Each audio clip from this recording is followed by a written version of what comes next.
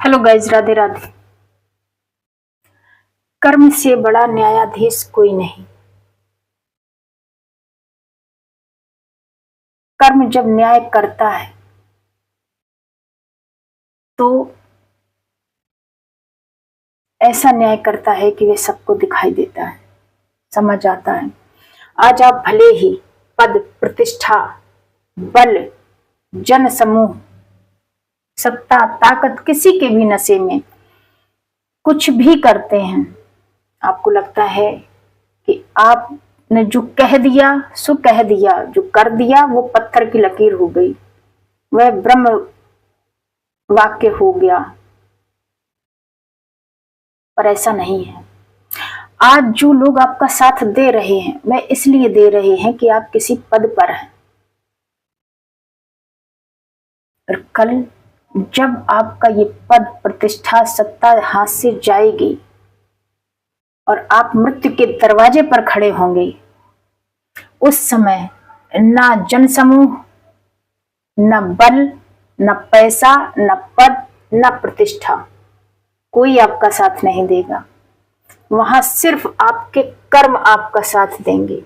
अगर आपने कर्म अच्छे किए हैं तो आपकी सदगत होगी। आपको लेने के लिए ईश्वर के पार्षद आते हैं जो आपको सम्मान सहित लेकर जाते हैं। और यदि आपने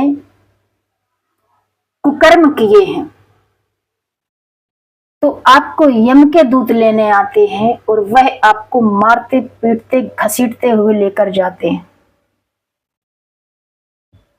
और यह यात्रा 1-2 दिन की नहीं होती, पूरे 16 महीने की होती है।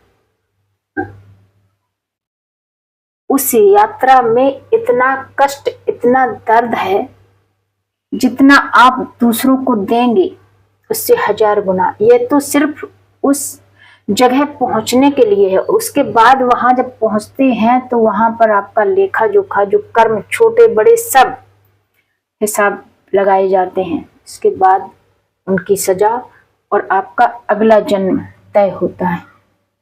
जो व्यक्ति इस चीज को समझता है कि कर्म कभी हमारा पीछा नहीं छोड़ते, ना इस जन्म में, ना अगले जन्म में, ना किसी भी जन्म में, सिर्फ कलयुग में या ये पृथ्वी लोक जो है ये कर्म पर ही आधारित है।